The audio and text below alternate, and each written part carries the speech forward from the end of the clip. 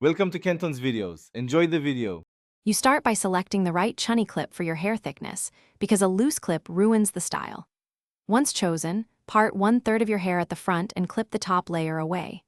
Reach into the exposed section and tilt the clip at roughly a 45-degree angle against the scalp. Push the comb teeth under hair, then snap closed. This initial placement creates a secure anchor, so make sure the teeth bite the hair, not just the surface.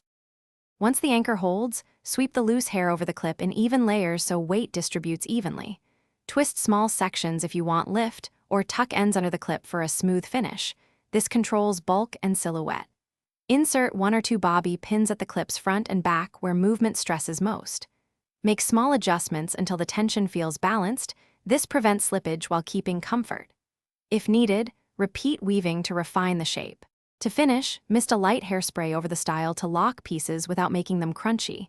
Then gently move your head to test the grip and notice any loose areas. If you feel slippage, lift the clip, feed a small elastic around a section of hair and the clip base, then retuck hair to hide the elastic.